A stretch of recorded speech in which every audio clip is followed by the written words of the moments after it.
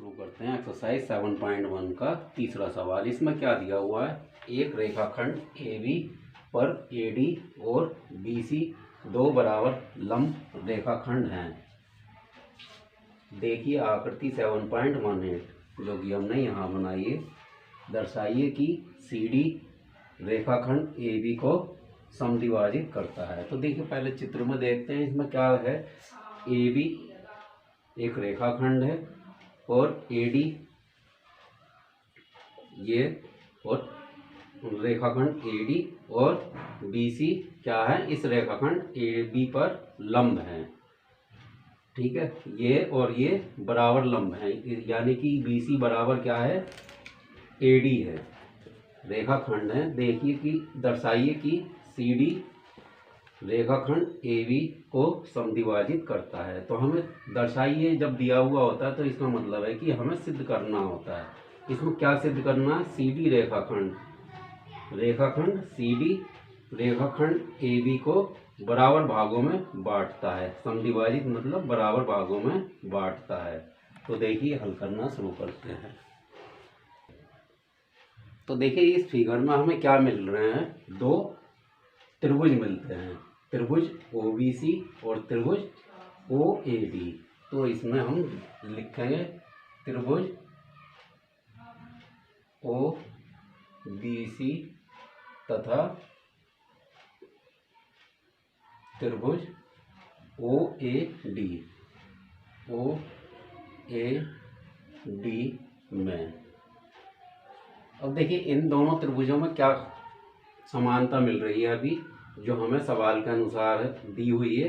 क्या है, AD जो क्या है रेखाखंड AB पर लंब है और BC क्या है, रेखाखंड AB पर लंब है। अगर ये लंब है तो ये क्या बनाते हैं, दोनों समकोण बनाते हैं और ये दोनों बराबर दिए हुए हैं। तो हमें यही लिखना है, BC बराबर AD। इसका कारण क्या लिखे हैं, दिया है हमें, क्या सवाल में दिया हुआ है, दो बराबर लंब रेखाखंड। ये क्या है, दो बराबर रेखाखंड इस पर लंब करते हैं तो ये क्या बराबर है। अब देखिए जब ये लंब है तो क्या है, इनका कोण भी बराबर होगा। ये भी कोण B और कोण A क्या होगा, बराबर होगा, क्योंकि ये लंब हैं दोनों, कोण कोण B और कोण A। अब देखिए हमने A लिख दिया, लेकिन इसके पीछे के दो बिंदु हमें चाहिए। उसके लिए क्या लिखेंगे हम, CBO। अब इसी तरह OAD ये क्या है, समकोण है और क्या है, समकोण है और सवाल में हमें दिया है। अब देखिए जब ये हमें सवाल में दिया हुआ तो ये हमें कारण लिखना पड़ेगा। अब देखिए दो त्रिभुजों को हमें सर्वांगसम सिद्ध करने के लिए क्या तीन चीजें चाहिए। तीन चीजों में से हमें क्या दो चीजें हमें सवाल में दी हुई है। अगर कोई एक भुजा या कोई एक कोण और हमें मिल जाए तो क्या होगा, हमारा काम आसान हो जाएगा। तो उसे देखते हैं हम फिगर में, क्या हम इसे ढूंढ सकते हैं कि नहीं। तो देखिए ये क्या है, ये रेखा AB है और रेखा CD क्या है, पॉइंट O पर काटती है। तो क्या ये क्या कोण होगा, ये जो कोण होगा इस कोण के बराबर ये कोण होगा। ये क्यों होगा, ये शीर्षाभिमुख कोण है। तो हम इसी की मदद लेंगे। तो कैसे लिखेंगे इसे, एंगल BOC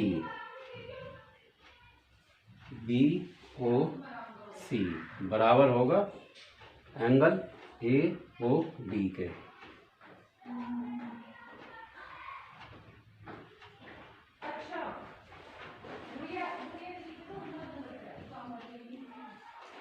और इसका कारण क्या लिखेंगे हम? ये दोनों क्या है? शीर्षाभिमुख कोण है। जब दो रेखाएं आपस में काटती है तो क्या बनते हैं? आमने सामने के कोण क्या कहलाते हैं? शीर्षाभिमुख कोण। शीर्षाभिमुख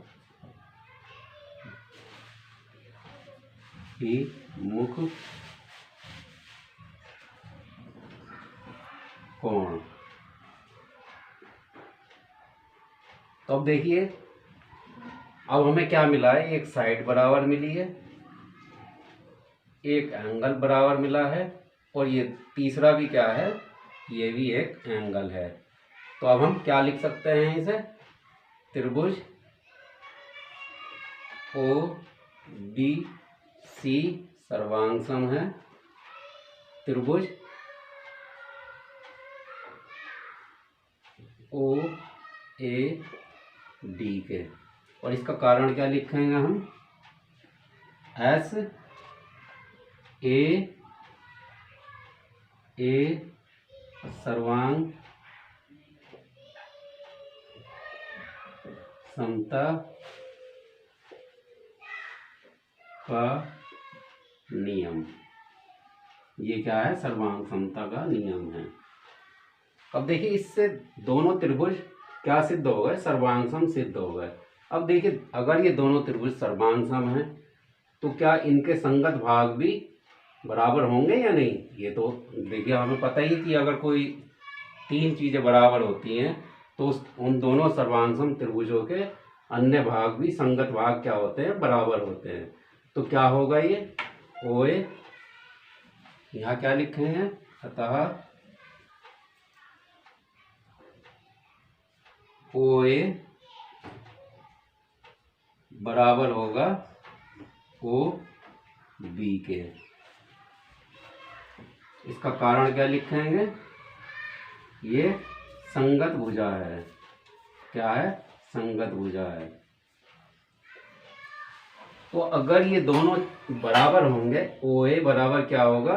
ओ बी होगा। तो इसका मतलब क्या होता है? ये ओ बिंदु कहाँ से, रेखा सी डी कहाँ से गुजर रही है? रेखा सी डी गुजरती है बिंदु ओ से। और ये क्या है? सी डी के इधर, रेखा सी डी के इधर कौन सी भुजा है? ओ बी है। और इस साइड कौन सी है? ओ है, ओ ए है। तो आगे हम क्या लिखेंगे? अर्थात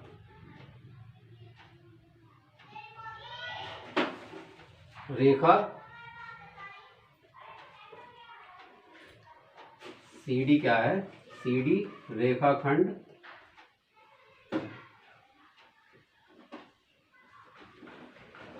ए बी को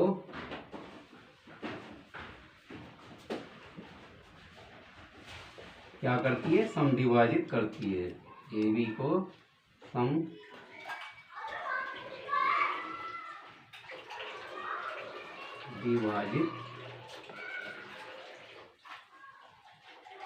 करती है।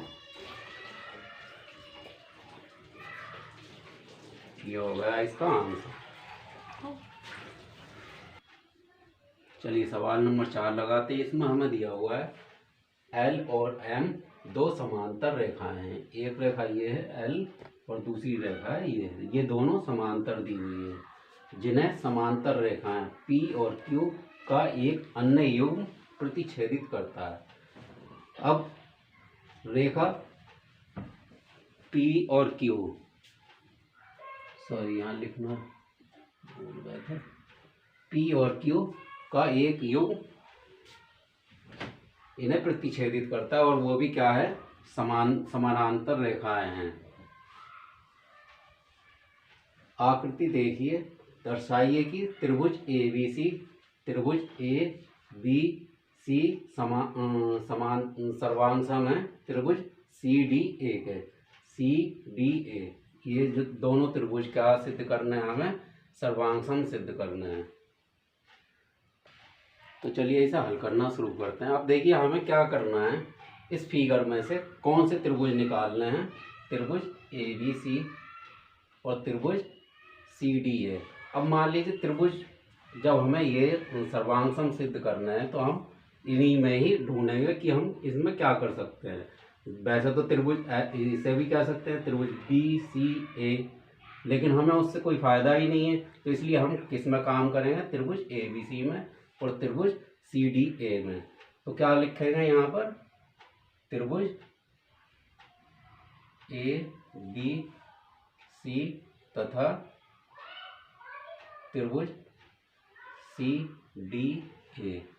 जो हमें सिद्ध करने होते हैं त्रिभुज, हम उसी में ही काम करते हैं और उसी में ही सब कुछ ढूंढने की कोशिश करते हैं। तो इसलिए हमने क्या लिया है, त्रिभुज ABC और त्रिभुज CDA। अब देखिए त्रिभुज ABC हमारा ये बन रहा है ABC, और त्रिभुज CDA ये बन रहा है। अब इसमें हम क्या देख रहे हैं, पहले हमें सवाल में दिया हुआ है रेखा LM क्या है, समांतर है। तो क्या लिखेंगे, LM समांतर है।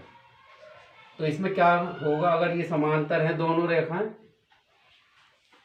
तो देखिए पहले ये बना लेते हैं, रफ चित्र बना लेते हैं इसमें, L और M। अब इसमें क्या है, ये A है और ये C है। अब ये दो रेखाएं समांतर हैं तो क्या होगा, ये क्या हो जाएगा, ये एकांतर कोण हो जाएंगे। इसके लिए क्या होंगे, ये एकांतर कोण हो जाएंगे, और एकांतर कोण क्या होते हैं, बराबर होते हैं। तो क्या लिखेंगे, अब इसे पूरा त्रिभुज बना करके देख लीजिए, ये हमें क्या मिल जाएगा, पॉइंट B मिल जाएगा, और ये क्या होगा हमारा पॉइंट D। लेकिन अब क्या हो जाएगा, ये एंगल क्या हो जाएगा, CAD किसके बराबर हो जाएगा, एंगल ACB के। तो क्या लिखेंगे हम, त्रिभुज एंगल CAD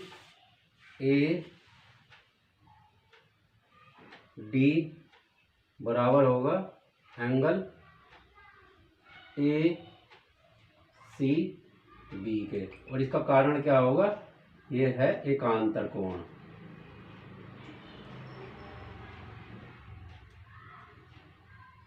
जो कि आपस में बराबर होते हैं। अब एक रेखा तो ये हो गई जो रेखा LM थी, ये वाली। अब दूसरा ये हमें क्या दिया हुआ रेखाओं का PQ।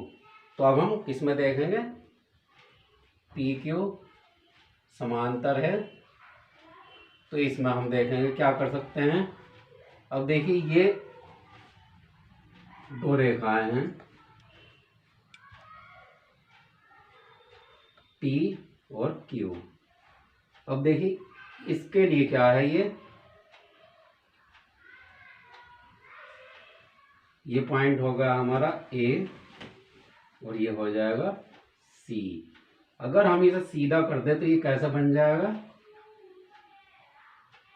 ये इस तरीके से बन जाएगा। ये रेखा P हो गई, ये रेखा Q हो गई, और ये पॉइंट A आ गया और ये पॉइंट C आ गया। अब देखिए ये हम सब जानते हैं ये कोण क्या बन गया, ये एकांतर कोण हो गए। क्यों हो गए, ये जब दोनों रेखाएं समांतर हैं तो इनके एकांतर कोण भी क्या होंगे, बराबर होंगे। तो अब ये क्या हो जाएगा, ये हमें मिल जाएगा ये वाला कोण। ये कोण किसके बराबर हो जाएगा, इसके। तो क्या लिखेंगे हम, एंगल BAC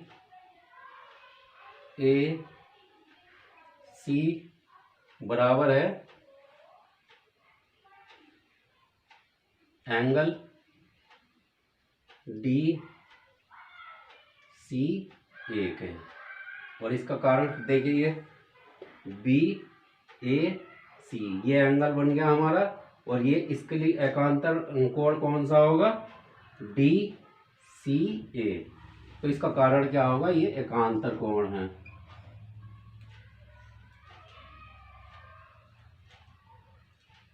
जो कि आपस में बराबर होते हैं, ठीक है। और ये हमने यहाँ आपको करके दिखाया था, ये भी आपस में बराबर होंगे। अब देखिए हम इस दोनों त्रिभुज में क्या हमने सिद्ध कर दिया अभी तक, ये कोण आपस में बराबर हैं और ये कोण ये भी आपस में बराबर हैं। तो हमें दो तो एंगल मिल गए। अब एक चीज और ढूंढ ले तो हमारा काम पूरा हो जाएगा। अब देखिए दोनों त्रिभुजों को बनने के लिए, अब एक त्रिभुज ये है ए बी सी। अब ये वाला कोण ये त्रिभुज बनाने के लिए हमें कौन सी रेखा चाहिए, ए सी भी चाहिए। और ये वाला त्रिभुज बनाने के लिए सी डी ए त्रिभुज बनाने के लिए सी डी ए त्रिभुज बनाने के लिए भी हमें ये वाली रेखा चाहिए। तो इसे हम क्या लिख सकते हैं, ये दोनों त्रिभुजों को बनाने में शामिल है। तो ये क्या हो जाएगी, ये हो जाएगी इसकी इन दोनों त्रिभुजों की उभयनिष्ठ भुजा। तो क्या वो लिखेंगे हम, ए सी बराबर होगी सी ए। और इसका कारण क्या लिखे हैं, ये संगत भुजा है, बहुत सॉरी उभयनिष्ठ भुजा है।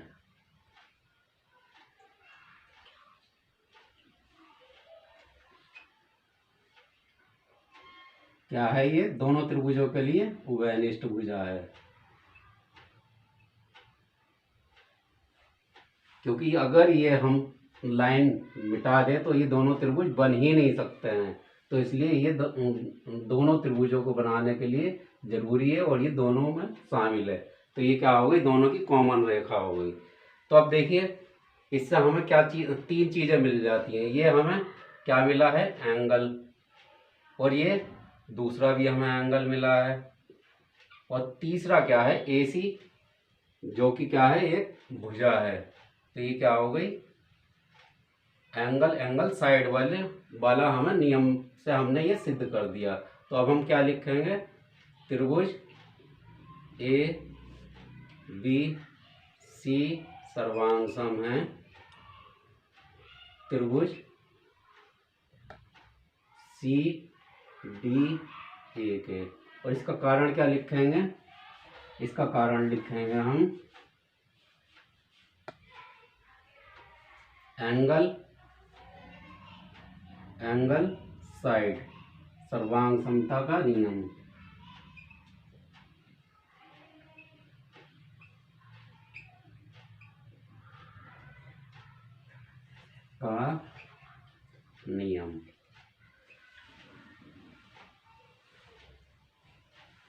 तो ये क्या हो गया, ये प्रूव हो गया, हमने दोनों त्रिभुज बराबर सर्वांग सम सिद्ध कर दिए। इस वीडियो में इतना ही। अगली वीडियो में हम अगला सवाल लगाएंगे। धन्यवाद।